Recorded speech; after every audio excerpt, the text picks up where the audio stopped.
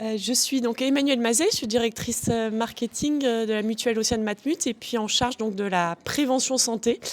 Un vaste sujet sur lequel nous échangeons beaucoup, notamment avec Georges Simon, qui est président de l'association Bordeaux Mon Commerce, l'association des commerçants bordelais, et qui effectivement est aussi directeur de Jeanne de Boye. Et c'est né de nos échanges l'idée de cette conférence. Nous avons rencontré Laurence Massip, qui se présentera, mais qui est docteur en pharmacie et micronutritionniste. Et on a souhaité faire bénéficier aux clients de Jeanne de Boye et puis aux personnes aussi qui travaillent à la mutuelle Océane Matmut de cette conférence sur la micronutrition. Alors, Laurence en parlera mieux que moi. L'équilibre alimentaire est vraiment un sujet très important pour la mutuelle. C'est source de bonne santé. On travaille sur ces sujets, on accompagne nos adhérents avec plein de services innovants pour tous créer un équilibre autour du bien-être mental et physique. L'alimentation est vraiment une thématique qui nous tient à cœur. Donc on souhaitait faire bénéficier à tout le monde de cette conférence. Donc je vais laisser la parole à Laurence. On se retrouvera après pour la suite de ce petit cocktail. Et puis, go, on y va. Merci Emmanuelle. Alors bonjour à toutes, bonjour à tous. Je vous remercie tout d'abord d'être là pour cette conférence et ce moment d'échange autour d'un thème qui me tient vraiment à cœur, l'assiette, la santé et notre planète. Tout d'abord, je tiens à remercier Jeanne de Boye, donc Georges Simon, et la mutuelle Océane Matmut, donc Emmanuelle Mazet et Lucie Rouille. Voilà. Donc merci de votre confiance et de votre accueil. Donc je vais me présenter. Donc je suis Laurence Massip. Donc j'ai le plaisir d'animer cette conférence et de partager avec vous un certain nombre de réflexions sur ce thème qui est pour moi passionnant. Donc je suis pharmacienne depuis plus de 20 ans en officine et il y a à peu près 10 ans, je me suis spécialisée en alimentation santé durable et en micronutrition. Ça a été un véritable déclic en fait dans ma vie professionnelle et puis une évidence. Donc mon travail, je vais vous expliquer un petit peu ce qu'est la micronutrition, mais mon travail à présent est essentiellement de promouvoir la santé avec l'assiette.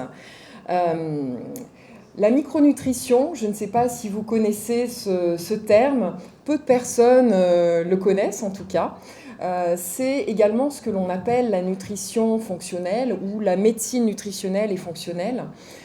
L'objectif, alors on n'est pas du tout dans la diététique où on parle souvent de calories. En micronutrition, l'objectif c'est de faire un travail d'investigation très poussé, quelquefois même souvent avec des bilans biologiques, de prévention, et d'essayer donc de comprendre en fait le fonctionnement de l'organisme dans sa globalité, donc et déceler des troubles fonctionnels, on en parlera tout à l'heure, et de trouver en fait de régler ces problématiques fonctionnelles avec tout d'abord l'alimentation et des protocoles nutritionnels très ciblés, très personnalisés. C'est-à-dire que, en fait, depuis environ 20 ans, ce sont des scientifiques qui ont créé cette discipline. En fait, ces scientifiques se sont aperçus que notre corps dysfonctionnait et que ces dysfonctionnements étaient en lien avec des déficiences ou des carences en micronutriments. Les micronutriments, ce sont les vitamines, les oligoéléments, les acides gras. Voilà. Et de ce fait, des troubles fonctionnels s'installent de plus en plus importants et petit à petit des maladies. Voilà. Donc le travail du micronutritionniste, c'est d'avoir cette approche globale, de faire ce travail d'investigation et de proposer une alimentation très ciblée, très très personnalisée. On en parlera peut-être tout à l'heure. Et puis voilà. Donc voilà. Je suis ambassadrice du CIN, c'est un institut scientifique de nutrition avec lequel je travaille depuis longtemps. Et cette conférence, en fait, est issue du travail de nombreux chercheurs, médecins, nutritionnistes, dans le but, en fait, de répondre à un bon nombre de vos questions. Voilà. Donc, je vais commencer la conférence. Alors, je n'ai pas l'habitude de faire des interventions sans interaction. Donc, n'hésitez pas. Si vous avez des questions, n'hésitez pas à les poser. Il y a, je crois, un micro qui circule là. Voilà, donc ce sera encore plus intéressant. Je ne connais pas du tout votre niveau en alimentation santé durable. Donc, n'hésitez pas. Et voilà. Euh, D'accord. Donc, vous êtes certainement là parce que vous souhaitez prendre soin de votre capital santé devant l'émergence en fait des problématiques de santé actuelles.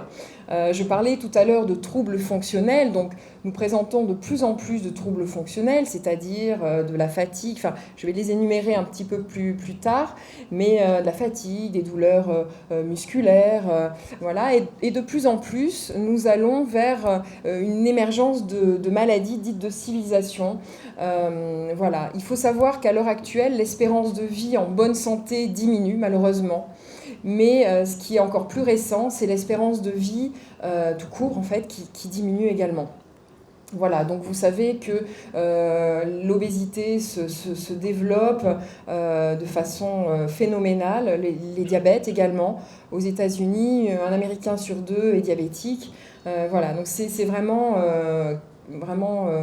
catastrophique. Hein. Voilà. Et je parlerai du déséquilibre du microbiote aussi. Je ne sais pas si vous connaissez le microbiote, je l'aborderai un petit peu plus tard, mais c'est aussi en fait le microbiote, c'est la base, c'est la pierre angulaire de notre santé physique et psychique. Donc il faut en prendre soin. Bon, on développera un petit peu plus tard.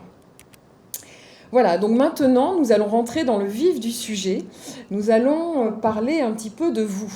Alors, qu'est-ce qu'on mange? Là, c'est vraiment une vraie question. Qu'il s'agisse des choix que nous devons faire au restaurant, ou quand nous allons faire nos courses, ou bien quand nous composons nos menus, ou quand nous ouvrons notre réfrigérateur, nous nous posons toujours cette question, qu'est-ce qu'on mange? Je pense que tout le monde se la pose. Voilà, mais pour mieux choisir en connaissance de cause, pour cela, je vais vous raconter une histoire, notre histoire, qui est l'histoire de l'homme et de son alimentation. Donc cette histoire remonte à l'aube de l'humanité. À l'origine, nos ancêtres étaient très certainement des chasseurs, cueilleurs, pêcheurs, qui vivaient en fait en harmonie avec la nature, avec les saisons, et se nourrissaient en fait des produits qu'ils trouvaient. Et puis plus récemment, il y a à peu près 6000 ans, l'homme est devenu un paysan cultivateur. Là encore, le paysan vit au cycle des saisons, cultive la terre, mange ses produits. Encore toujours une histoire d'harmonie. Donc au fil des siècles, nous avons vu que cette harmonie homme-alimentation lui a permis de survivre, mais aussi de se développer. Et puis très récemment, il y a environ 60 ans, au milieu du siècle dernier, nous avons assisté à un bouleversement sans précédent, vraiment considérable dans l'histoire de l'humanité.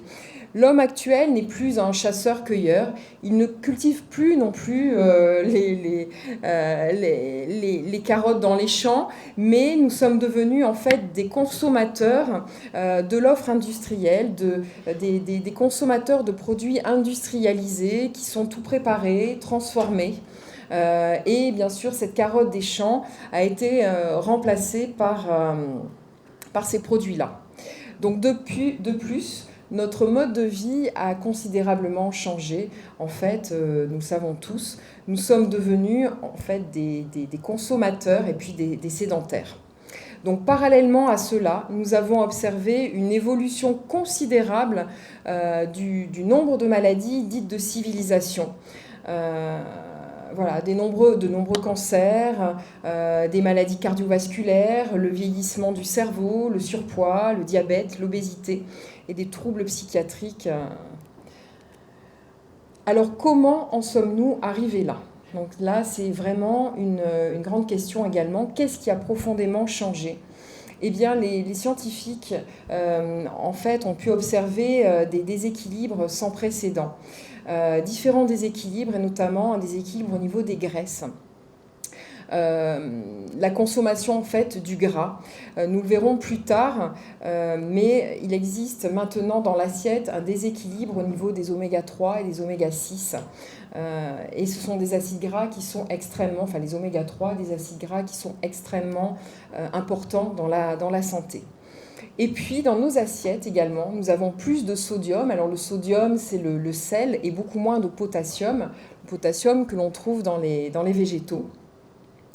Et puis un déséquilibre aussi animal-végétal, c'est-à-dire que nous consommons beaucoup plus de produits animaux et beaucoup moins de végétaux.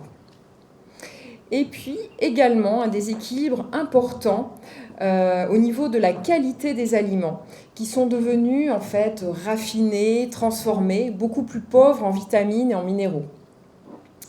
Le sucre, évidemment, là c'est un fléau, tout le monde le sait.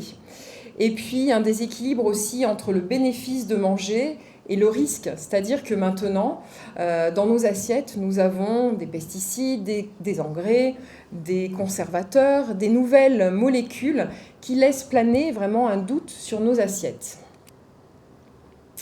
Donc tout cela est complexe et résulte en fait de profonds changements, notamment au niveau de la production. C'est-à-dire que la production des aliments en eux-mêmes, les légumes, les fruits, sont très souvent cultivés de manière très intensive, avec de nombreux engrais, et sont cueillis avant la maturité. Donc maintenant, les légumes d'aujourd'hui, les fruits d'aujourd'hui, contiennent très peu de micronutriments, de vitamines, oligo-éléments dont je parlais, et c'est la raison pour laquelle je vous ai parlé tout à l'heure de micronutrition, c'est-à-dire que ce manque de micronutriments dans l'assiette va perturber vraiment le fonctionnement de nos cellules et donc entraîner des troubles fonctionnels chez bon nombre de personnes. Voilà, donc le bétail, les vaches également, ne sont plus nourris de la même façon. On le verra un petit peu plus tard. C'est vrai qu'on ne trouve plus les vaches dans les champs. On va les trouver dans des entrepôts. On les nourrit de maïs. Voilà. Donc ces produits de base ont déjà changé. Et puis la transformation, c'est-à-dire que ces produits de base sont transformés, vous le savez, on va rajouter du sucre, on va rajouter du sel, des conservateurs, et tout cela va nuire à la qualité nutritionnelle. Et puis, nos modes de consommation également ont changé. Nous sommes très souvent séduits par la publicité, le prix, le marketing, et ceci dès le plus jeune âge. Voilà, donc je vous ai parlé tout à l'heure de troubles fonctionnels. Là, je vais les énumérer un petit peu. On constate donc de plus en plus, bon, moi je le vois en consultation, c'est vrai que les patients qui viennent me voir se plaignent de fatigue, de problèmes hormonaux. Alors, juste petit aparté, c'est vrai que souvent, on me dit, voilà, la micronutrition, oui, ben voilà, c'est la prise en charge du surpoids. Non, ce n'est pas que ça. Et c'est beaucoup plus la prise en charge de toutes ces problématiques fonctionnelles. Parce que si l'on commence à écouter son corps, et c'est absolument essentiel de s'écouter, on va pouvoir justement intervenir et prévenir de nombreuses maladies avant qu'il ne soit trop tard. Donc ces troubles fonctionnels sont très fréquents, troubles digestifs, des problèmes de thyroïde, le stress, les troubles du sommeil, les douleurs inflammatoires, les troubles de la fertilité de plus en plus présents, les syndromes prémenstruels, les problèmes de peau, tout ce qui est problème de peau, acné, eczéma, rosacée, urticaire, la prise de poids. Voilà, donc là, nous avons des troubles fonctionnels et petit à petit, en fait, ces troubles vont dériver vers des maladies dites de civilisation, donc les diabètes, les cancers, la dépression, le burn-out, toutes les maladies neurodégénératives, Alzheimer, Parkinson, l'obésité, on en a parlé, les maladies auto-immunes, les maladies cardiovasculaires, bien sûr, et les allergies. Voilà, donc, alors là, je parle... Alors, c'est vrai qu'en micronutrition, c'est vrai que la prise en charge démarre toujours au niveau du ventre. Voilà, donc dans le ventre, dans l'intestin, nous avons ce microbiote. Alors, vous connaissez le terme microbiote, qui ne connaît pas? Enfin, est-ce que... Le microbiote, c'est le nouveau nom de la flore intestinale. Ce sont 2 kilos de bactéries que nous avons dans le ventre. Il Il faut savoir que le microbiote, c'est la révélation en fait du 21e siècle. Beaucoup d'études maintenant, beaucoup de chercheurs travaillent sur ce microbiote car en fait, je vous ai expliqué tout à l'heure que c'était la pierre angulaire de notre santé physique et psychique. Mais à l'heure actuelle, donc, nous relions en fait tout ce qui se passe dans le ventre, ce microbiote, à tout un tas de métabolismes en fait et de pathologies, notamment diabète, dépression maintenant, c'est-à-dire qu'on prend en charge la dépression en travaillant sur le microbiote. Donc ces bactéries que l'on a dans le ventre, ces 2 kilos de bactéries, vont jouer un rôle dans bien sûr la digestion, mais vont fabriquer des vitamines, des hormones. Voilà, donc c'est absolument fondamental d'avoir un microbiote vraiment équilibré, en bonne santé. Et ce microbiote, malheureusement, avec l'alimentation actuelle, avec le stress, avec l'environnement pollué, les engrais, les pesticides, les médicaments que nous prenons, ce microbiote, en fait, est vraiment de plus en plus perturbé. Et en fait, les espèces de bactéries que l'on a dans le ventre sont de moins en moins nombreuses. Et c'est vraiment une problématique de santé. Voilà, donc je voulais quand même parler du microbiote. Peut-être que maintenant, en tout cas pour les personnes qui ne connaissent pas trop, vous verrez, vous entendrez parler un petit peu plus sur les réseaux, à la télé. Bon, de plus en plus d'émissions maintenant on parle de microbiote. Mais voilà, donc pour vous expliquer qu'en fait, le travail du micronutritionniste, c'est vraiment déjà commencer à travailler sur l'intestin et le microbiote pour améliorer tous les métabolismes du corps. Ça va jusque-là oui. Là, bon, c'est peut-être pas la partie la plus intéressante, mais c'est pour déjà vous expliquer un petit peu tout cela. Que ton alimentation soit ta première médecine, donc c'est Hippocrate, le père de la médecine, qui en parlait déjà 400 ans avant Jésus-Christ, vous vous rendez compte ? Et voilà, et donc là maintenant, on avait complètement oublié cela pendant des années, et voilà, donc on en reparle de plus en plus, et c'est une évidence. Enfin, je ne sais pas ce que vous en pensez, mais voilà. Et Hippocrate disait aussi que toutes les maladies viennent en fait du ventre, viennent de l'intestin. Excusez-moi, j'ai une petite question du coup par rapport à la première partie. Vous parliez de l'alimentation des hommes préhistoriques et qu'ils étaient cultivateurs, chasseurs, etc. Est-ce que leur alimentation était composée principalement de viande ou plutôt justement d'éléments végétaux Est-ce qu'ils mangeaient autant de viande que nous parce qu'ils étaient chasseurs ou au final non ? Oui, alors c'est intéressant, j'en parlerai un petit peu plus tard, mais c'est vrai qu'ils mangeaient beaucoup de végétaux, mais de la viande également, oui, bien sûr. Bien sûr. Mais en fait, j'en parlerai, je pense après, c'est ce que je disais un petit peu tout à l'heure, c'est que même la qualité des produits bruts que nous mangeons a tellement évolué, c'est-à-dire que la viande d'il y a 60 ans est complètement différente de la viande actuelle. C'est-à-dire que... mais je vais développer le sujet après, d'accord ? Mais très bonne question, oui, merci.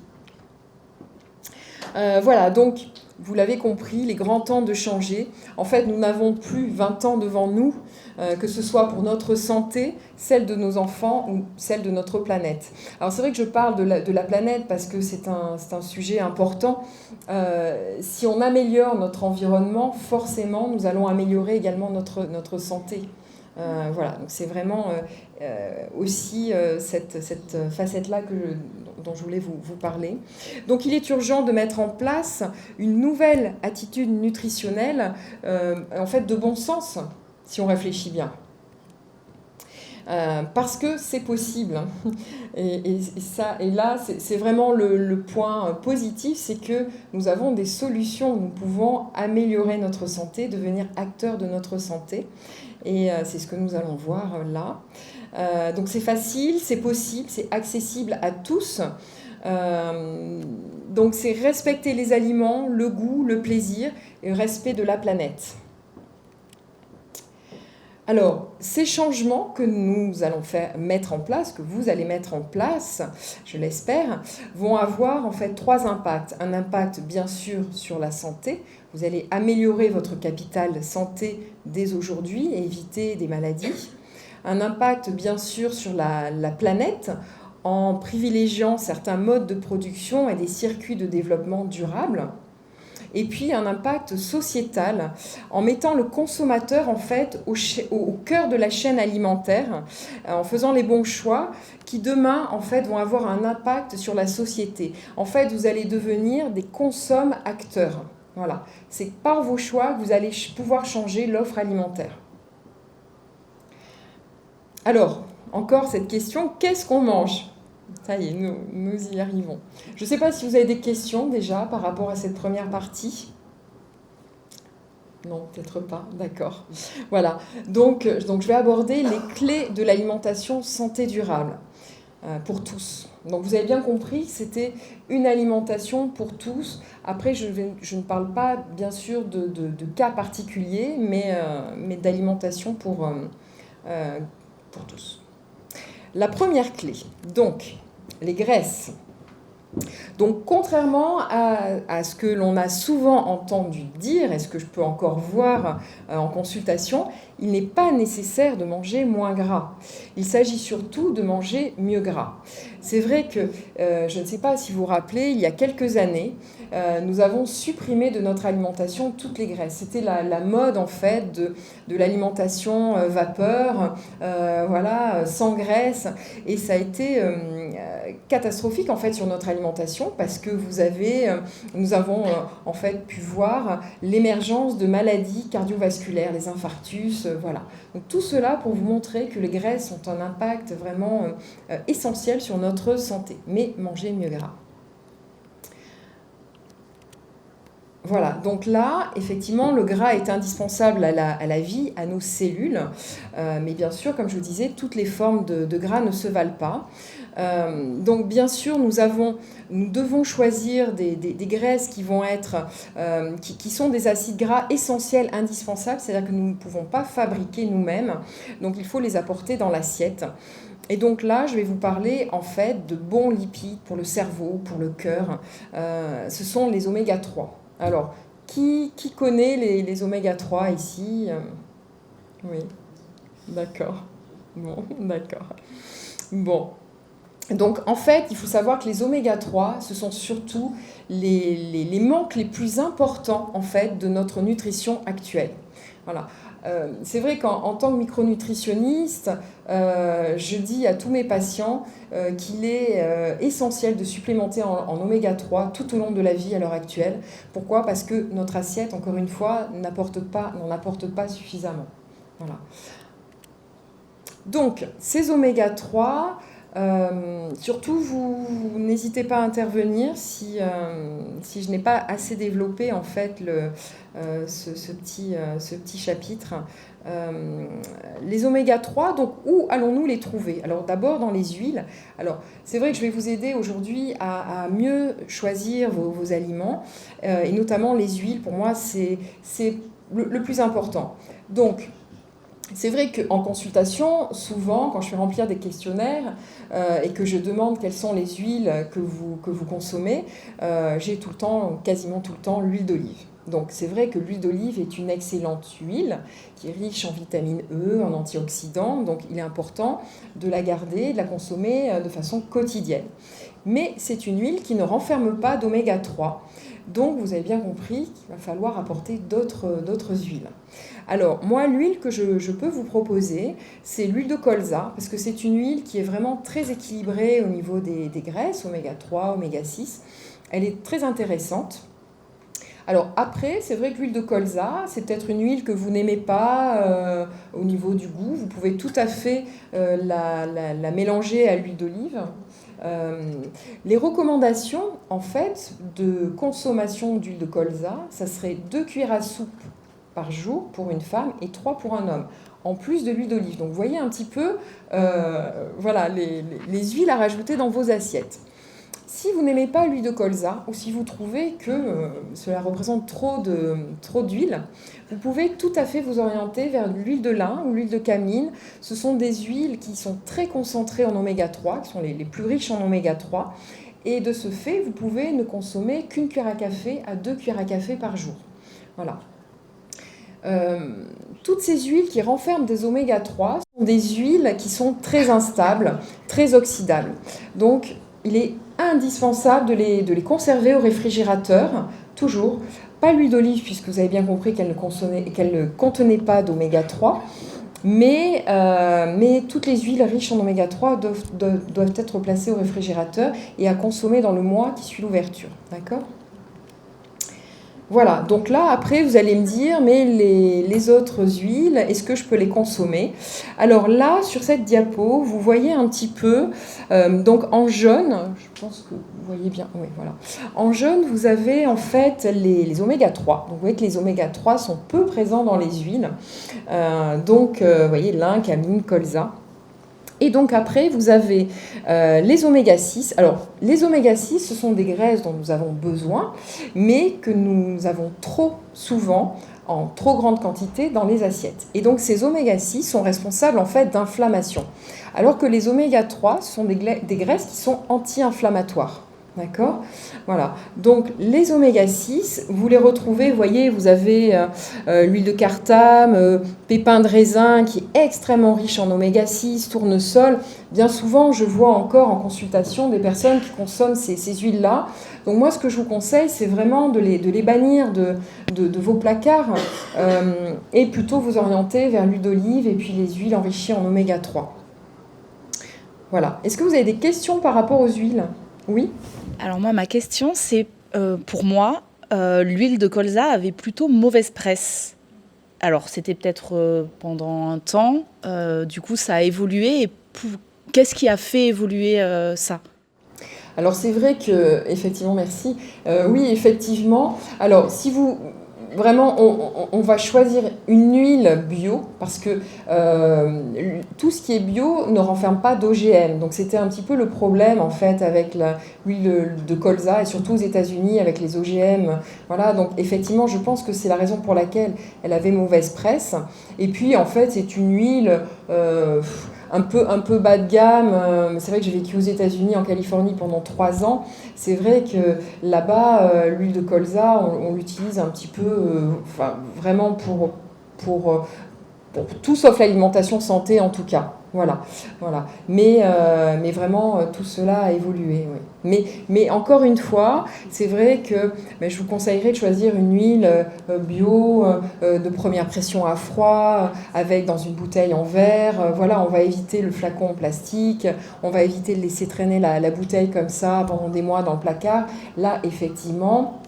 Dans ces cas-là, cette huile va nuire à notre santé, elle sera délétère parce qu'elle va s'oxyder et en fait, vous allez apporter en fait, des puissants toxiques en fait, dans votre corps. Donc ce qui est vraiment important, c'est bien sélectionner les produits quand vous allez les acheter, bien les conserver également et aussi, j'en parlerai quand je vais aborder la cuisson, mais attention aussi aux températures de cuisson. Voilà. L'huile de colza, je conseille en fait la cuisson à l'huile d'olive et l'huile de colza, et pareil pour l'huile de lin et camine, ne pas les chauffer même carrément. Vous les rajoutez comme ça dans l'assiette, d'accord ? Voilà, je ne sais pas si vous avez d'autres questions par rapport aux huiles, parce que c'est vrai que c'est un chapitre assez important. Vous l'avez compris, oui.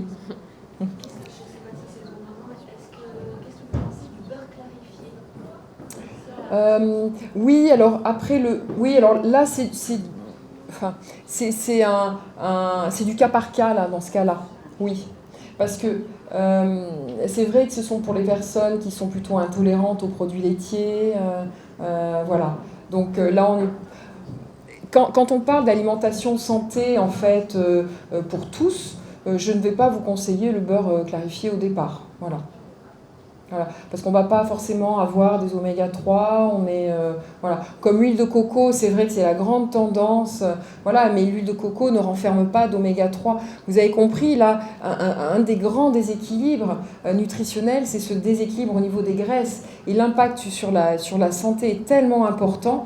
Vous voyez, quand moi je prends en charge toutes les douleurs, les douleurs articulaires, musculaires, en fait, je vais tout de suite agir sur mettre en place une alimentation qui est anti-inflammatoire et les oméga 3 sont vraiment en tête de liste. Voilà. Oui. Oui. Ah, les huiles, vous aimez bien. Bonjour, je vous remercie pour cette conférence. Moi, je consomme beaucoup d'huile d'olive et je souhaiterais savoir la meilleure façon pour la conserver. Pour conserver l'huile d'olive, oui. Oui. Et Non, on entend beaucoup qu'ils n'aiment pas les rayons, la lumière, qu'il faut le mettre dans des bouteilles opaques, des bouteilles qui... Oui. Et j'aimerais bien savoir la différence, par exemple, c'est une huile d'olive de l'année dernière par rapport à une huile d'olive de cette année. C'est quoi la différence, en fait? On sent la différence au niveau des goûts, mais est-ce qu'il y a une autre différence? Bon, après, là, ce sont les goûts, les couleurs, voilà. Alors, pour la conservation, donc, vous avez compris, donc, il n'est pas nécessaire, donc, enfin, je vous déconseille de la mettre au réfrigérateur. Après, c'est vrai qu'il est toujours préférable de la protéger de la lumière. Donc, en général, l'huile d'olive, vous la mettez dans le placard. Souvent, les flacons sont effectivement opaques. Voilà. Après, d'une année sur l'autre, après, c'est toujours pareil. Vous avez différentes qualités d'huile d'olive, mais alors là, c'est un vaste sujet, hein. Voilà. Donc, mais toujours, en tout cas, déjà choisir une huile bio, de première pression à froid. Voilà. Merci, merci. Je peux poser une dernière question sur les huiles. Est-ce qu'il est conseillé de donner de l'huile à un bébé? Et si oui, quelle huile et pourquoi? Et quels seraient les bienfaits? Bien sûr, c'est ce que je disais tout à l'heure, les oméga 3, nous en avons besoin à tout âge en fait, hein, et dès la naissance. Et notamment, vous avez beaucoup de bébés qui présentent des problèmes de peau, enfin des problèmes d'atopie, et donc souvent aussi, bon, bien sûr en lien avec le microbiote, mais souvent aussi un manque d'oméga 3. Donc maintenant, vous trouvez même des huiles dans les magasins bio pour les bébés, pour les enfants, avec des mélanges oméga 3, un petit peu d'huile d'olive. Donc oui, absolument. Oui. Très bonne question. Bon, alors je continue. Oui. On a beaucoup de choses à voir encore, hein. Alors, une question que l'on se pose souvent, beurre, margarine, voilà. Donc le beurre, c'est un très bon aliment santé. On a besoin de beurre parce que dans le beurre, vous allez apporter de la vitamine A, beaucoup de choses, et donc des bonnes graisses. Donc c'est toujours en fait avoir un bon équilibre au niveau des graisses. Donc choisissez ce que l'on appelle un beurre de printemps ou un beurre de début d'été. Alors, c'est compliqué, mais en fait pourquoi? Parce que la vache a mangé de l'herbe dans le pré au printemps, et donc le lait qu'elle produit va être enrichi en oméga 3, et donc le beurre sera également enrichi en oméga 3. Voilà. Donc choisissez un beurre, évitez les beurres transformés. Donc ce qui nous emmène sur le sujet de la margarine. Donc, les margarines, ce sont souvent des graisses qui sont trans, hein, donc transformées, voilà, et qui n'ont pas de bon équilibre oméga 3, oméga 6. Donc attention, même si les industriels maintenant proposent des margarines qui sont un petit peu meilleures pour la santé. Voilà. Moi, je conseille un vrai beurre. En quantité raisonnable, voilà, 10-20 grammes le matin au petit déjeuner. On va éviter la cuisson au beurre, par contre. Voilà. Les œufs. Alors les œufs sont la 3e source très importante de bons gras. Donc dans les œufs, vous savez que vous avez beaucoup de protéines, donc ce sont des aliments qui sont très intéressants pour la santé. Les œufs renferment aussi de l'iode. Il faut savoir qu'on est de plus en plus en déficience en iode, en sélénium, et l'iode a un impact vraiment sur le fonctionnement de la thyroïde. Moi je vois beaucoup de personnes qui sont en hypothyroïdie frustre, c'est-à-dire que c'est un début d'hypothyroïdie, un dysfonctionnement de la thyroïde par manque d'iode et de sélénium. Voilà. Donc mangez des œufs. Bien sûr, les œufs vont renfermer des oméga 3, mais à condition de choisir la bonne filière, donc la filière oméga 3. Donc, je ne sais pas si vous connaissez la filière oméga 3. Vous en avez une qui est très connue, qui se développe, c'est la filière bleu blanc cœur. Est-ce que quelqu'un connaît? Oui, d'accord. Voilà. Donc c'est une filière paysanne qui s'est engagée en fait à produire des aliments sources d'oméga 3 ou à mieux nourrir en tout cas les animaux en leur apportant des oméga 3 en fait dont ils ont besoin déjà pour leur propre santé. Donc les oméga 3, vous allez les trouver dans l'herbe, mais aussi dans les graines de lin. Donc par exemple, si vous donnez à vos poules à peu près 10% de graines de lin dans l'alimentation, eh bien la poule va être en meilleure santé, elle aura moins de maladies, donc elle n'aura pas besoin d'antibiotiques, et donc elle va produire des œufs enrichis en oméga 3 qui seront bons aussi pour nous. Et tout cela aussi sera bon pour la planète. Donc cette filière oméga 3, elle a également un impact sur la planète. Voilà, donc quand vous allez aller faire vos courses, cherchez les œufs enrichis en oméga 3. C'est pas évident à trouver, mais c'est vrai que du coup, si vous consommez des œufs enrichis en oméga 3 et pas en oméga 6, par exemple la poule qui a mangé du maïs, va donner des œufs très très riches en oméga 6 et donc vous allez en fait augmenter votre terrain inflammatoire en consommant comme cela des œufs régulièrement.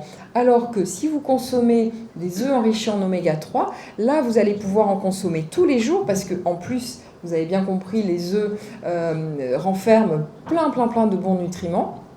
Micronutriments. Donc là, vous pouvez y aller sans problème. Au contraire, vous allez diminuer l'inflammation de votre organisme et pas de problème de cholestérol. Bon, là, je ne vais pas rentrer dans le sujet.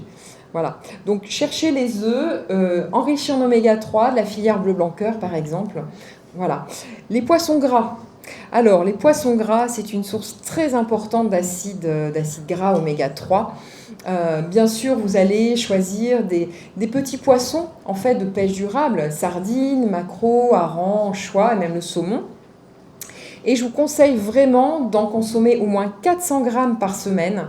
Voilà, donc c'est au moins 2 fois par semaine. Sachez que dans une boîte de sardines, donc allez-y, vous pouvez consommer sans problème des sardines en boîte. D'ailleurs, ce sont les seuls aliments que je vais conseiller en boîte. Mais allez-y, dans une boîte de sardines, vous avez 90 grammes en fait de poisson. Donc vous voyez, il faut atteindre 400 grammes par semaine. Donc vous pouvez en manger. Alors moi, j'ai des patients maintenant qui consomment des sardines tous les jours, même quelquefois au petit déjeuner. Et même, vous voyez, je les conseille même le midi en entrée, quand vous n'avez pas suffisamment de protéines dans l'assiette. C'est le bon moyen d'apporter des protéines et des oméga 3. Et voilà, donc j'en parlerai un petit peu après. Voilà, en mangeant des poissons gras régulièrement, vous allez vraiment réduire les maladies cardiovasculaires, le vieillissement du cerveau, la dépression, enfin la survenue de la dépression. Donc vraiment, allez-y. Les graines et les noix. Alors tous les jours dans vos assiettes, une poignée, vous voyez 10-20 grammes de graines de noix. Là, je vous ai mis la noix de Grenoble. Vous voyez que la noix de Grenoble, ce qui est très drôle, c'est qu'elle est en forme de cerveau. Et pour cause, en fait, la noix de Grenoble, c'est la noix qui renferme le plus d'oméga 3. Et les oméga 3 ont vraiment un impact sur le fonctionnement cérébral. Donc consommez des noix plutôt fraîches. Donc attention, ne pas les laisser traîner, parce que sinon vous allez manger également des moisissures, des substances qui sont toxiques, donc attention, hop, je vais trop vite. Donc vous pouvez les manger, moi je les conseille au petit déjeuner, au goûter, voilà. Et puis bien sûr vous avez toutes les graines de chia, enfin toutes les graines que vous allez pouvoir trouver, qui vont vous apporter un mélange, une quantité de micronutriments fabuleuse et indispensable au fonctionnement de vos cellules. Les noix, par exemple, vous avez des noix qui sont enrichies en sélénium, donc je parlais du fonctionnement de la thyroïde tout à l'heure, voilà. Donc allez-y. Les rayons les rayons de graines ont vraiment grossi et se sont développés dans les supermarchés notamment, elles sont toutes bonnes. Graines de courge. Tout est bon. C'est-à-dire que plus vous allez avoir une alimentation variée, des couleurs dans l'assiette, plus vous allez apporter une variété de micronutriments excellente pour la santé. Donc oui, bien sûr. Après, vous avez vu, là j'ai mis l'accent sur la noix de Grenoble qui est beaucoup plus riche en oméga 3, mais si vous consommez après d'autres noix ou d'autres graines, vous allez apporter d'autres micronutriments qui sont tout autant intéressants. Voilà, merci. Oui. Alors, à propos des graines, les graines de tournesol et les graines d'arachide, par exemple. Oui. Vous avez dit tout à l'heure que les huiles n'étaient pas forcément à recommander, mais est-ce que les graines sont, pour le coup, meilleures? Oui, bien sûr. Alors, bon, les arachides, effectivement, ne vont pas renfermer... Ah oui. En coque, vous savez, celles qu'ont les cacahuètes. Oui, en fait. oui, ouais, oui. Donc, en fait, les arachides sont intéressantes parce que, notamment, vous avez le beurre de cacahuète que l'on conseille souvent aux enfants.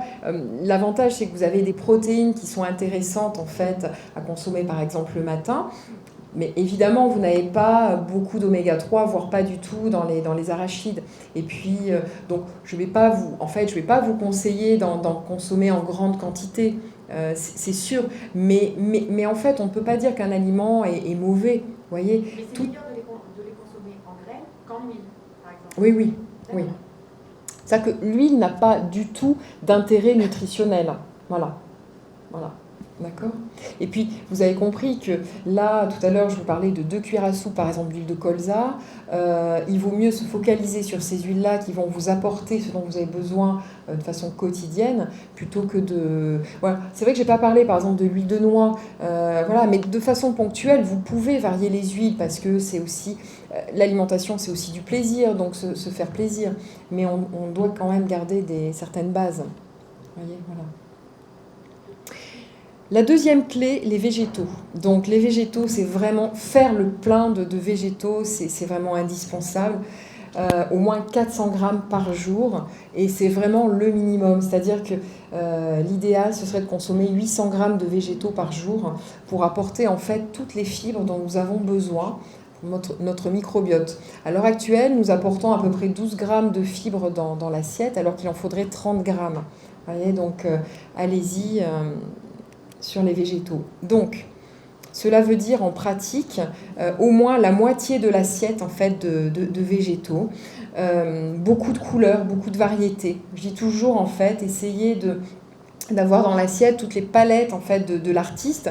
Plus vous allez avoir de couleurs, plus vous allez avoir des micronutriments variés, plutôt que d'avoir une assiette monochrome avec une montagne d'haricots verts. Là, on se dit, ah, ben, super, j'ai 400 grammes, mais non, en fait, c'est essayer d'avoir beaucoup de variétés. Ces végétaux vont participer à ce que l'on appelle l'équilibre acido-basique. Je ne sais pas si vous avez déjà entendu parler d'acidose métabolique.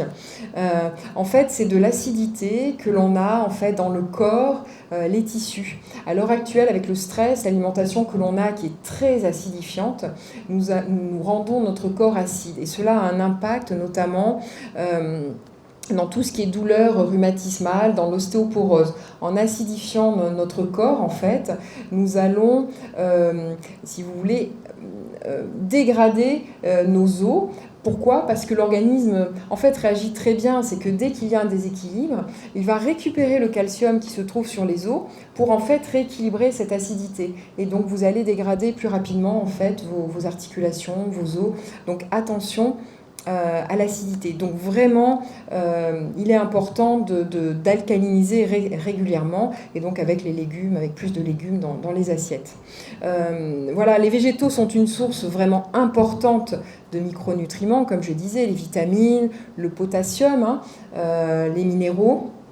Donc, et l'impact sur la santé est vraiment énorme. Donc meilleur, plus vous allez consommer en fait de végétaux, de fruits, de légumes, de légumes secs, meilleure sera votre santé, qu'il s'agisse en fait des maladies cardiaques, du taux de cholestérol, de l'hypertension artérielle, mais aussi de l'ostéoporose, des performances intellectuelles à l'école, des dépressions nerveuses, du diabète, du surpoids. Voilà. Et donc, pour respecter la planète, choisissez des légumes de proximité, de saison, et puis bio de préférence. Les fruits. J'essaie d'aller un peu plus vite parce que je vois que... les fruits, donc en fait, pas un jour sans un fruit. Vraiment, essayer d'introduire... Moi, je conseille le fruit le matin au petit déjeuner et puis au goûter. Voilà. Essayez de consommer le fruit avec la matrice, c'est-à-dire le fruit entier. Évitez de presser l'orange, parce que j'ai des personnes qui me disent « Oui, mais voilà, j'ai pressé mon orange ce matin, j'ai mangé un fruit. » Non, en fait, là, vous n'avez mangé que le fructose, le sucre du fruit, mais sans les fibres. Les fibres vont avoir un rôle intéressant parce qu'elles vont freiner le passage du sucre dans le sang. Donc, c'est intéressant pour limiter l'augmentation du sucre dans le sang. Donc toujours avec la matrice, cru, cuit, comme vous voulez. Voilà. Et puis plutôt, toujours pareil, hein, des fruits de saison. Vous pouvez tout à fait manger des fruits surgelés. Quand on dit de saison, c'est que les fruits ont été récoltés en fait à la bonne saison. Voilà, donc vous pouvez les surgeler. Moi je conseille des myrtilles, c'est pour ça que j'ai mis les myrtilles là, parce que les myrtilles ont vraiment un impact sur le vieillissement, sur les yeux. Voilà. Donc les myrtilles surgelées au petit déjeuner, voilà, hein, vraiment allez-y. Les céréales complètes sont souvent oubliées. C'est ce que l'on appelle en fait les féculents complets, le riz complet, pain, pâtes complets. Essayez, donc je ne sais pas si vous consommez des aliments semi-complets, complets. Oui.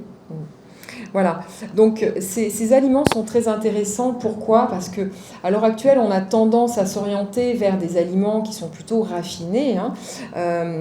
Voilà, donc dans les aliments raffinés, en fait, vous n'avez aucun micronutriment. En fait, c'est du sucre que vous allez consommer.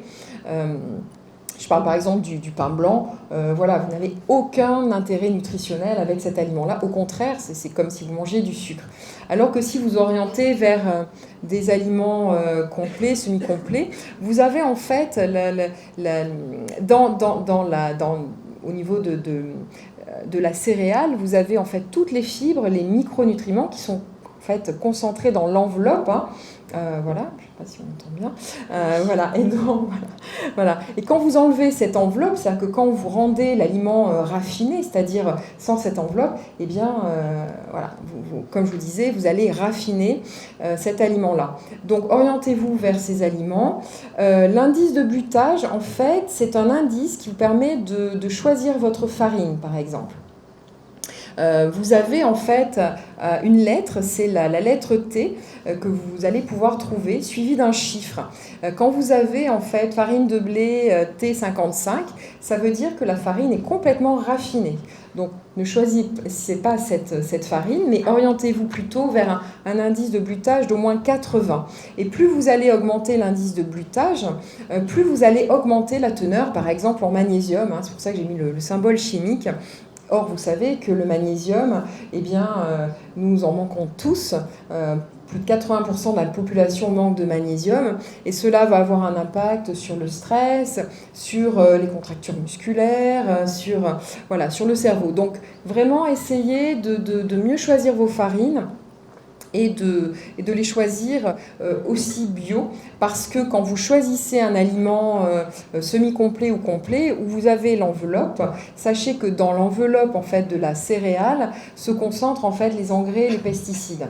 Voilà. Donc plutôt s'orienter vers du bio, encore une fois. Les légumineuses. Alors les légumineuses sont vraiment les légumes les plus oubliés. Ils ont toujours fait partie en fait de l'alimentation traditionnelle hein, de nos ancêtres.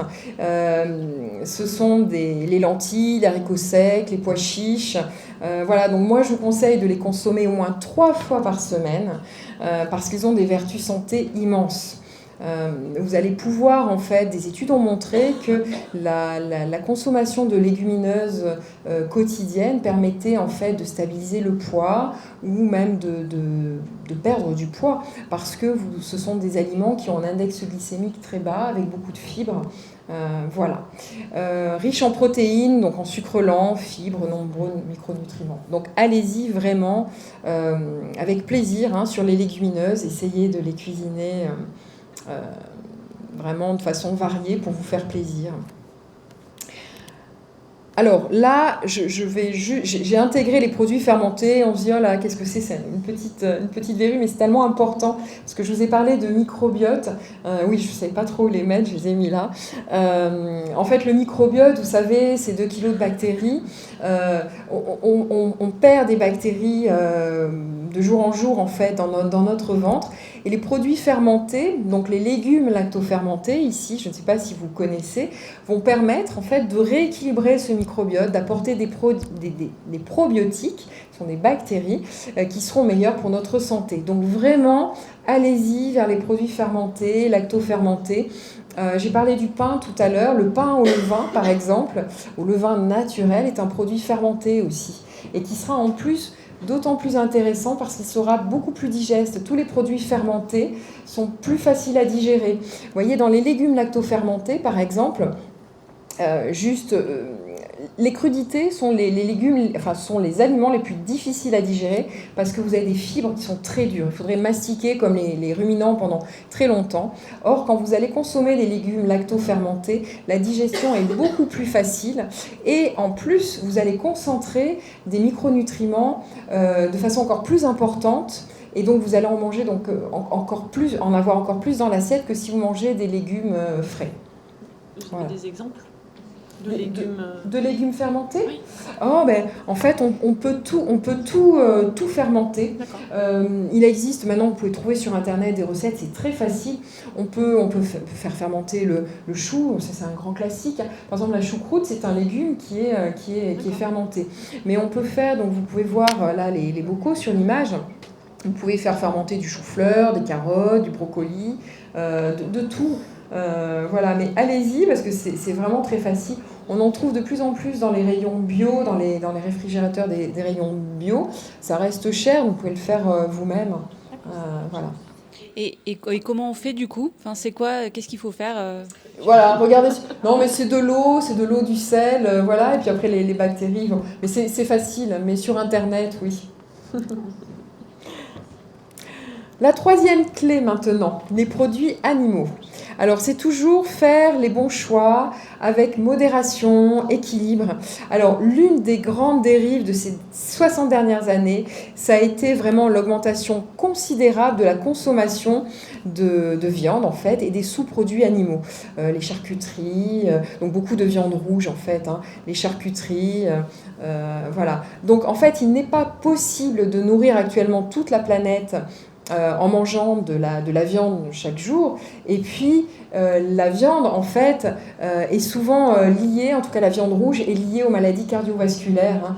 Donc, attention, d'autant plus que, j'en ai un petit peu parlé tout à l'heure, c'est que la viande que l'on trouve aujourd'hui est très, très riche en oméga 6. Donc après, toujours pareil, essayez de vous orienter vers une filière oméga 3 avec une viande qui va être beaucoup plus riche en oméga 3. On en trouve, vous voyez, le cochon noir par exemple du Pays Basque renferme beaucoup d'oméga 3 parce que les animaux vivent toujours pareil, en plein air, ils vont consommer de l'herbe. Donc voilà. Mais en tout cas, une consommation raisonnée de viande, modérée, sera bien meilleure pour votre santé et permettra de diminuer les cancers, donc les maladies cardiovasculaires, comme je disais. Et puis, c'est aussi meilleur pour la planète, bien sûr. Alors, donc, de la viande, oui, comme je disais, en bonne quantité. La viande rouge, le Fonds mondial de la recherche contre le cancer préconise de ne consommer de la viande rouge qu'une fois par semaine, 1 à 2 fois par semaine, mais en tout cas, pas plus de 500 grammes par semaine. Donc vous allez plutôt préférer la volaille, qui est vraiment plus intéressante pour la santé. Ça a été prouvé scientifiquement par de nombreux modèles, notamment le modèle méditerranéen crétois. Voilà, donc comme je disais, choisir la bonne filière oméga 3 pour moins d'inflammation. Et puis, essayez de mettre en place une journée végétarienne par semaine. Bon, il y a peut-être des végétariens ici, des véganes, voilà, mais sinon, essayez de mettre en place une journée végétarienne. C'est assez intéressant parce que vous pouvez même apprendre à mieux cuisiner les légumes, à mieux les introduire dans vos assiettes. Donc allez-y, on commence un petit peu à les mettre en place dans les cantines, à l'école. Voilà, donc c'est vraiment intéressant pour la santé. Les produits laitiers. Oui.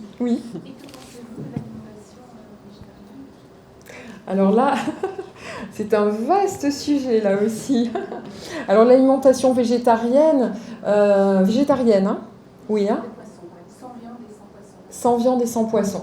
Alors, vous voyez tout à l'heure, donc j'ai abordé les poissons gras. Donc, c'est vrai que si vous vous privez de poisson, c'est un petit peu dommage parce que vous allez manquer. Alors, je n'ai pas spécifié parce qu'il existe différents types d'oméga 3. Dans les poissons gras, vous trouvez des oméga 3 longue chaîne qui sont très intéressants pour l'inflammation. On n'est pas en mesure, avec les huiles enrichies en oméga 3, de les transformer en oméga 3 longue chaîne. Donc il est important d'apporter donc, ces graisses avec les poissons gras. Maintenant, si vous n'en mangez pas, il est important de supplémenter en oméga 3. Voilà. Après, l'alimentation végétarienne est intéressante également, mais encore, c'est du cas par cas. Voilà. Donc on pourra en discuter après si vous le souhaitez. Ouais. Voilà. Mais je ne suis pas contre, en fait. Voilà. Mais après, c'est toujours pareil, c'est que le travail du micronutritionniste, c'est vraiment bien comprendre comment vous mangez, comment vous vivez, et pouvoir justement apporter les compléments alimentaires pour compléter en fait les déficiences ou les carences pour que vous puissiez bien fonctionner. Alors les produits laitiers, alors là, bien sûr que les produits laitiers, en règle générale, sont liés à une bonne santé, en tout cas ont un impact positif sur la santé. Après, c'est toujours pareil, c'est du cas par cas, les personnes qui sont intolérantes aux produits laitiers. Mais en règle générale, donc, les produits laitiers sont des produits fermentés, comme les yaourts et les fromages. Je ne vais pas vous conseiller de boire du lait parce que à l'âge adulte, on manque de lactase. C'est une enzyme qui permet de digérer le lactose, qui est le sucre du lait. Et en tant qu'adulte, on a du mal donc, à être digéré par ce manque en lactase. Donc, évitez quand même le lait ou de façon ponctuelle, mais privilégiez plutôt les yaourts et les fromages qui sont des produits fermentés dont je parlais tout à l'heure. Voilà, donc choisissez-les plutôt nature. Quand on voit ces rayons de produits laitiers qui sont tellement enrichis en sucre, enfin c'est une catastrophe sanitaire. Donc choisissez-les plutôt nature et puis après vous pouvez les aromatiser avec un petit peu de fruits, un petit peu de miel, voilà. Pareil pour le fromage, attention au sel dans le fromage. Vraiment le parmesan qui arrive en tête de liste, c'est vraiment l'aliment le plus salé, le plus acidifiant qu'il soit. Donc attention à cela. Donc c'est toujours pareil avec le juste équilibre, voilà. Et préférez quand même tout ce qui est produits laitiers de brebis et de chèvre, parce qu'ils sont enrichis naturellement en oméga 3, voilà, contrairement aux produits de vache. Que pensez-vous des produits laitiers, amandes, soja, végétaux Alors là, on n'est pas dans ce ne sont pas des produits laitiers, ce sont en fait, on les appelait des laits végétaux. Maintenant, on est en train de changer d'ailleurs le terme. On passe d'ailleurs à jus végétaux parce qu'il pouvait y avoir justement une confusion avec les produits laitiers animaux en fait. Voilà. Donc après, oui, intéressant aussi. Moi, je les conseille tous les jours. Voilà. Pourquoi pas ? Après, toujours pareil, bien les choisir, parce que beaucoup sont enrichis en sucre, en additifs, en conservateurs, voilà. Mais intéressant aussi. Ouais. J'avais juste une question. Oui. Il me semblait que les produits dérivés du lait de vache étaient pro-inflammatoires. Donc normalement, ça entraîne des inflammations. Oui, alors là, on va en parler jusqu'à demain matin. Mais effectivement, mais là, c'est du cas par cas. C'est-à-dire que si j'ai une personne qui vient en consultation avec beaucoup d'inflammation, maladie auto-immune ou douleur rhumatismale ou fibromyalgie ou voilà, tout un terrain inflammatoire, évidemment que je vais mettre en place un protocole en fait sans produits laitiers. En tout cas sur une courte durée, enfin courte ou plus longue durée, tout dépend. En fait, ils sont inflammatoires quand vous avez la muqueuse de l'intestin qui est devenue hyperperméable. Cette muqueuse de l'intestin, si vous voulez, elle joue une barrière entre le milieu extérieur et intérieur. Il faut savoir que derrière la muqueuse de l'intestin, nous avons 70% du système immunitaire. Quand cette barrière est devenue hyperperméable à cause des médicaments, à cause d'un microbiote qui est très inflammatoire, à cause du stress, à cause de plein de facteurs, Cette muqueuse, en fait, elle va laisser passer des aliments, et notamment les produits laitiers, le gluten, qui sont des aliments qui sont très inflammatoires, mais quand ils passent la barrière, et le système immunitaire étant présent à 70% derrière, eh bien, le système immunitaire va s'emballer, va déclencher des réactions qui sont inflammatoires et vont aggraver en fait les maladies inflammatoires. Et c'est d'ailleurs en fait, c'est comme cela qu'on arrive maintenant, on commence à le savoir, à déclencher des pathologies auto-immunes ou inflammatoires. Donc dans un cas bien particulier, mais ça c'est à voir avec le professionnel de santé, effectivement on va faire ces évictions-là de produits laitiers plus ou moins longues. Mais si la barrière est intacte, vous pouvez consommer des produits laitiers 2 fois par jour, pas plus. Mais voilà. Mais c'est un cas, enfin c'est du cas par cas, encore une fois. Voilà. C'est qu'on a tendance à dire on va faire sans gluten pour tout le monde, c'est mieux, c'est entier. Non, en fait, tout dépend de la personne et de son ventre. Voilà.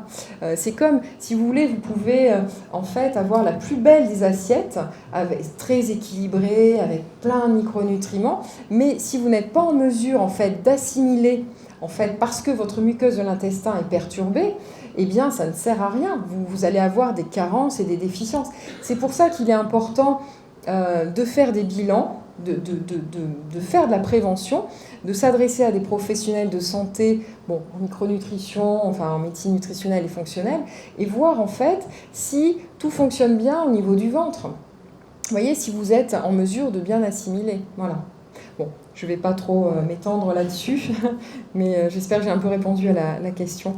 Donc les œufs, on en a déjà parlé tout à l'heure, ce sont des produits animaux qui sont très intéressants, notamment au petit déjeuner. Moi, je conseille vraiment d'en consommer régulièrement le matin.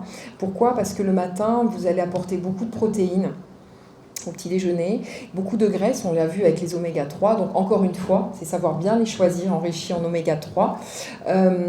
Juste un petit aparté là sur la cuisson des œufs. Si vous voulez préserver la valeur nutritionnelle des oméga 3, il est important de garder le jaune liquide. Si vous cuisez l'œuf, si vous cuisez comme un œuf dur, vous allez perdre en fait cette valeur nutritionnelle des oméga 3 avec la cuisson. Voilà. Petite question sur les œufs, excusez-moi. Il n'y a pas trop de cholestérol dans les œufs ? Alors là, vous posez des questions très très intéressantes, vraiment. Cela mériterait vraiment un débat. En fait, pour faire rapide, quand on a des taux de cholestérol élevés, en fait, ce n'est pas l'alimentation. L'alimentation n'est responsable qu'à raison de 10 à 20% en fait, sur ce taux de cholestérol élevé. Tout, en fait, vient du foie. C'est le foie qui va fabriquer le cholestérol. Voilà. Donc, en fait, si vous mangez des œufs le matin, en fait, vous allez même bloquer la fabrication endogène du cholestérol. Donc, pas d'impact sur le cholestérol, sur les taux de cholestérol, ou très peu. Voilà.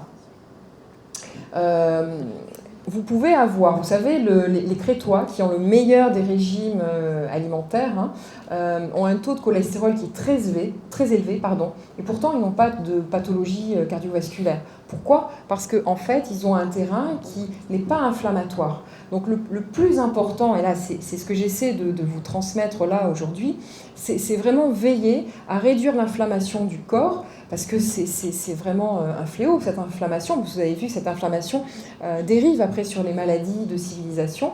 Donc c'est vraiment travailler d'abord sur l'inflammation. Vous pouvez avoir une plaque d'athérome, en fait, vous savez, constituée de cholestérol, mais si elle n'est pas inflammatoire, il n'y a pas de risque cardiovasculaire. Voilà. Donc, voilà, je ne vais pas m'étendre plus parce que... Mais voilà. Mais en tout cas, vous pouvez consommer des œufs tous les jours, tous les matins, si vous les tolérez, bien sûr, mais enrichis en oméga 3, d'accord ? Bon. Oui. J'en ai juste pour 2 minutes. Par rapport aux œufs, donc on aurait tendance à privilégier la filière oméga 3.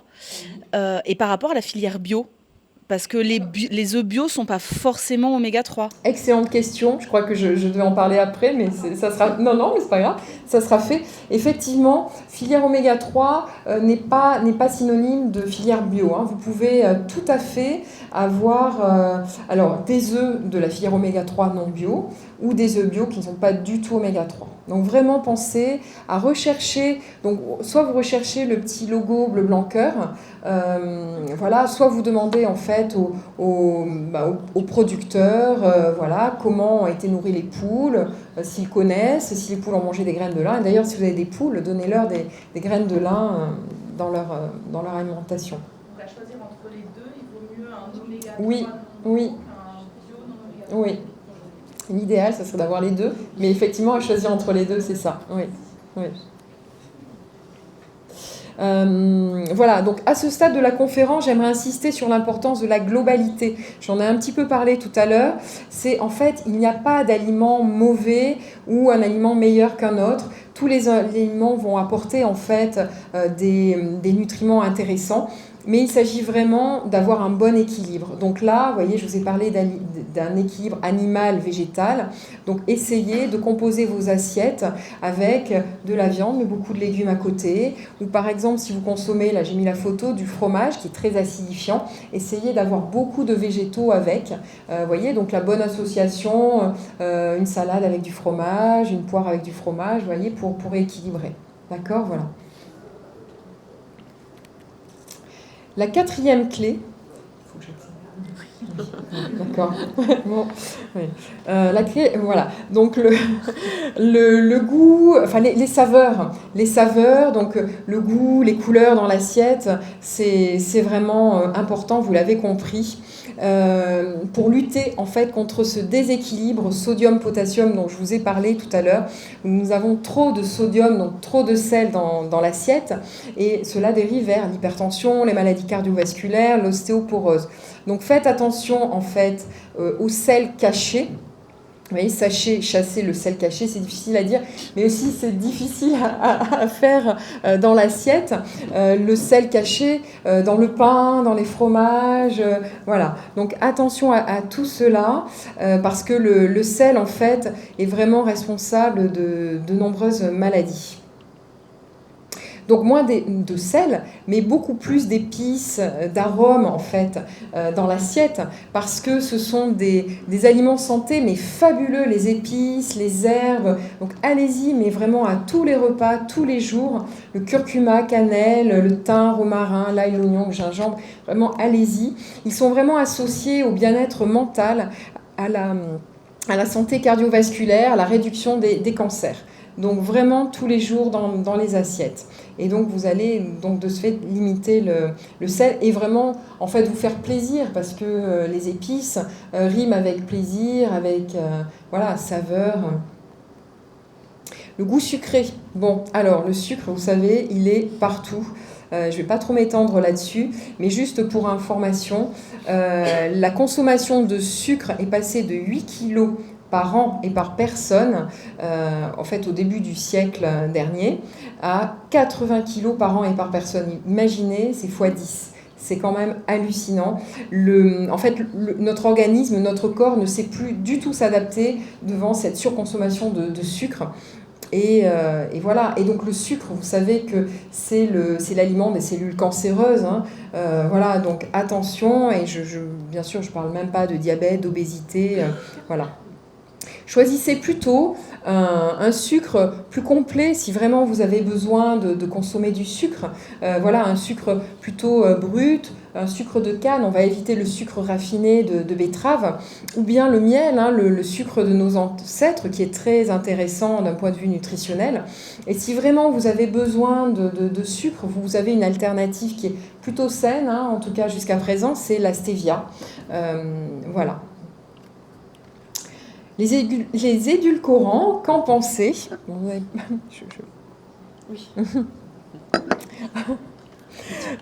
Voilà, juste une petite pause.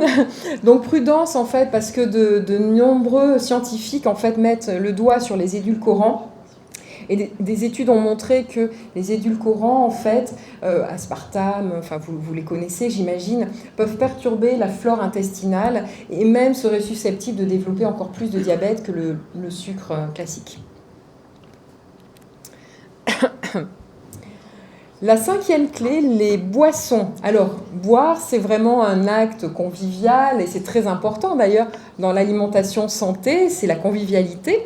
Mais ce n'est pas seulement que cela, c'est vraiment un élément déterminant de notre santé. Donc nous avons goûté tout à l'heure l'eau infusée qui était délicieuse. Donc vous pouvez continuer à vous hydrater avec ce type d'eau infusée.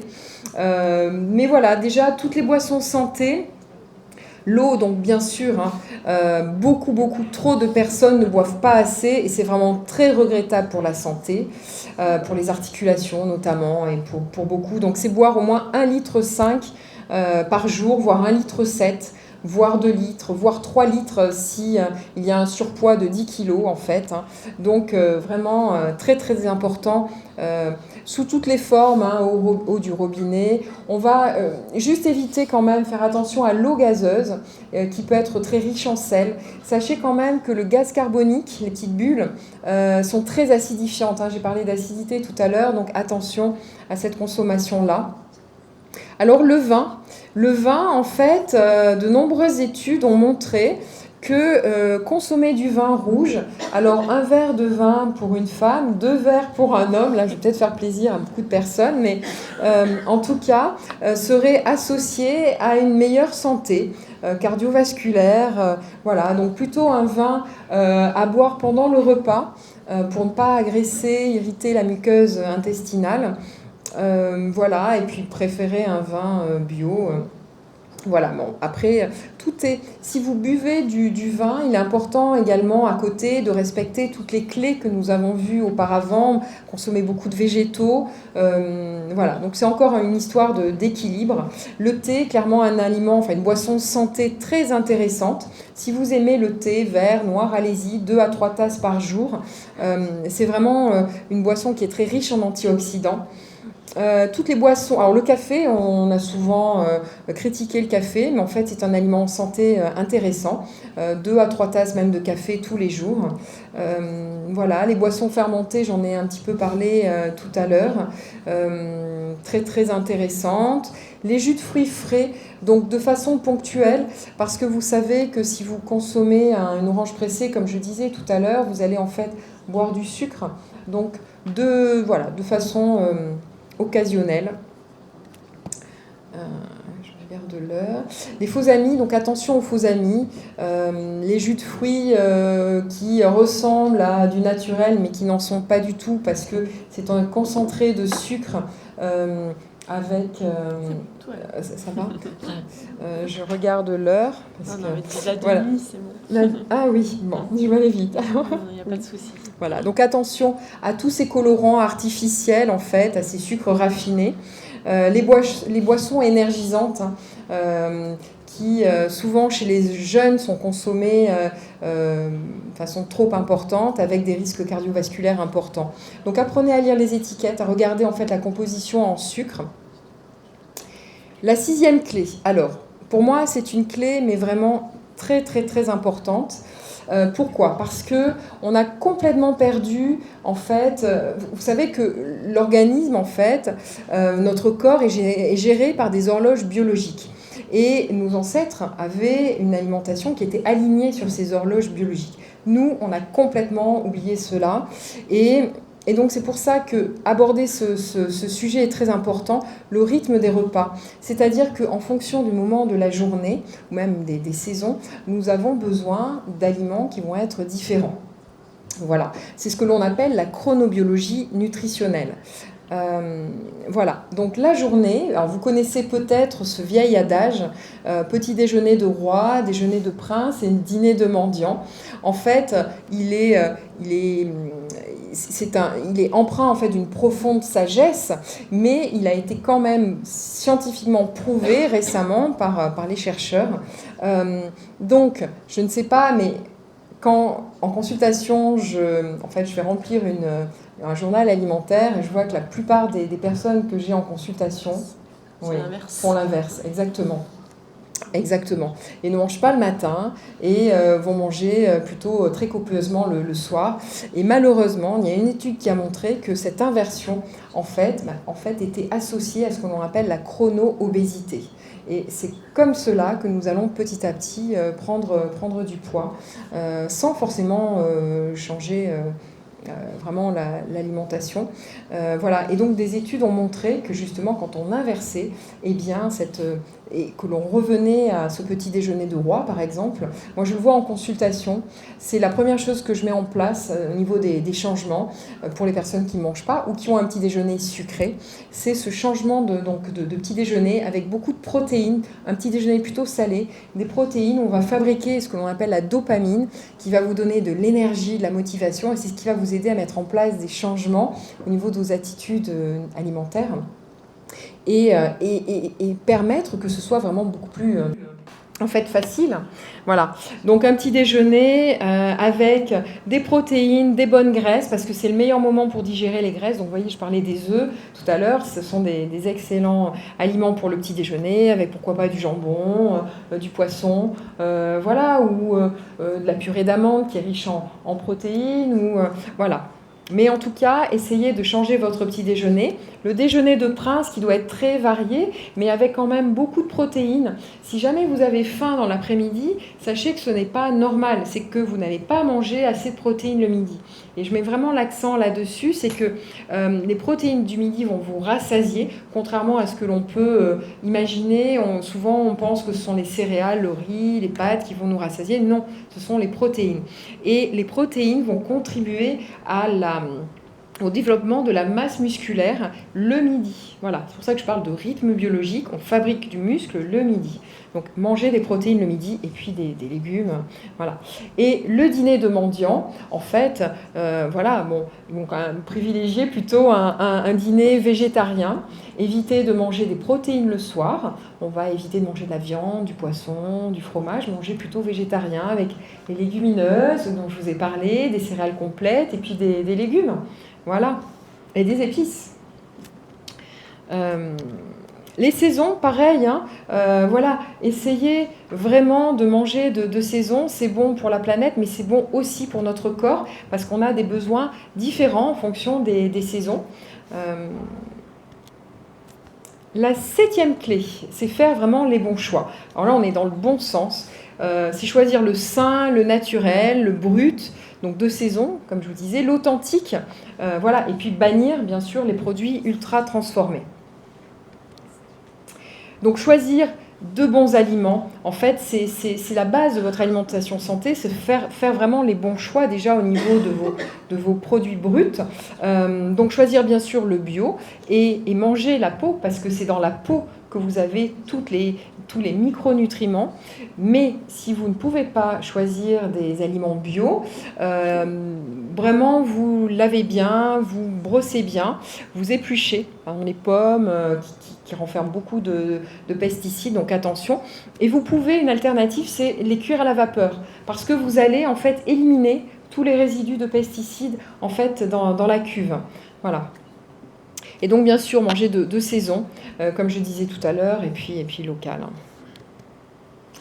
Les modes de cuisson sont vraiment très importants parce que vous pouvez en fait avoir choisi les meilleurs aliments qui soient bio, mais vous pouvez les transformer en dangereux toxiques avec la cuisson. Voilà. Donc bien sûr la cuisson à forte température, les barbecues, vous savez, sont plutôt délétères pour la santé. Bon, se faire plaisir, c'est important, c'est très convivial, les barbecues.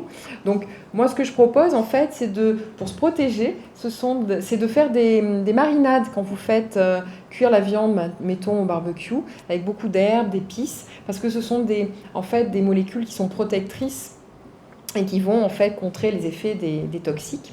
Et donc beaucoup de légumes toujours. Et puis, sinon, privilégier, bien sûr, la cuisson vapeur, basse température.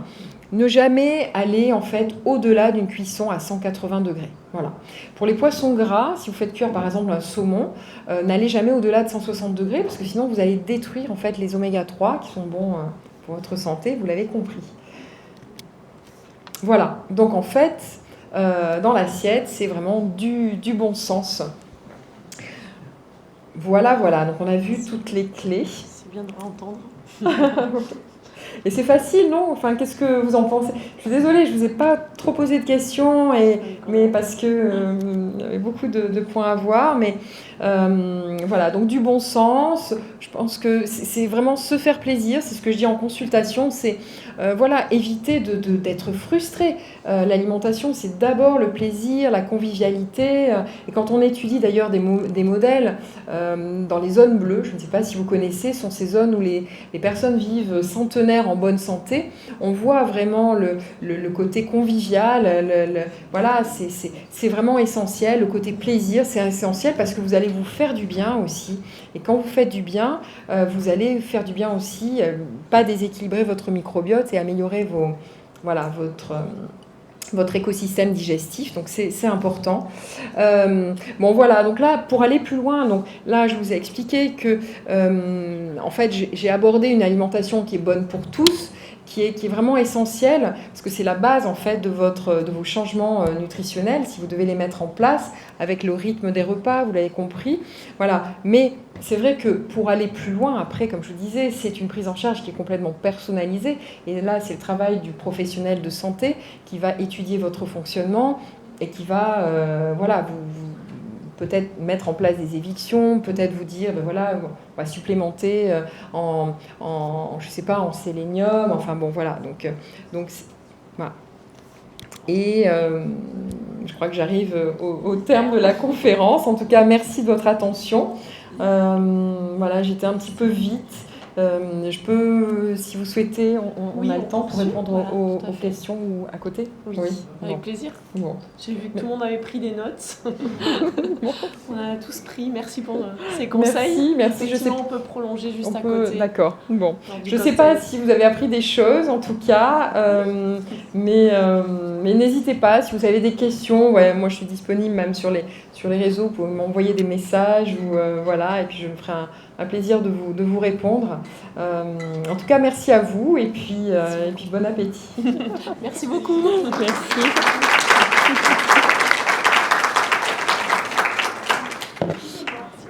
Oui. Oui. Des jus de fruits frais. Oui. Vous pensez quoi des extracteurs là, qui sont très à la mode? Ah oui. Du coup, on supprime toutes les fibres a priori. Exactement. Alors, vous avez bien compris que dans l'assiette actuelle, nous manquons de micronutriments pour en fait accomplir en fait toutes les réactions au niveau des cellules, faire bien fonctionner nos cellules. Donc, il est nécessaire d'avoir un concentré en micronutriments important dans les assiettes. Les extracteurs en fait vont permettre justement de concentrer dans une quantité importante de fruits et de légumes, les micronutriments. Parce qu'en fait, si vous voulez, quand vous allez boire un jus à l'extracteur, si vous mettez l'équivalent dans l'assiette de ce que vous avez extrait, en fait, vous allez avoir une assiette, mais énorme, d'accord? Donc voilà, donc l'intérêt de l'extracteur, c'est que vous allez avoir un concentré en micronutriments qui est assez intéressant. Attention, quand vous mettez justement des fruits et des légumes, à mettre plus de légumes d'ailleurs que de fruits pour éviter d'avoir trop de sucre. Mais effectivement, on enlève toutes les fibres, effectivement. Donc, comment ? C'est mieux que rien. C'est mieux que rien, mais je dirais que l'idéal, c'est d'avoir des fruits entiers et pourquoi pas un jus à l'extracteur de temps en temps ou même une fois par jour. Oui, pourquoi pas. Voilà. Merci.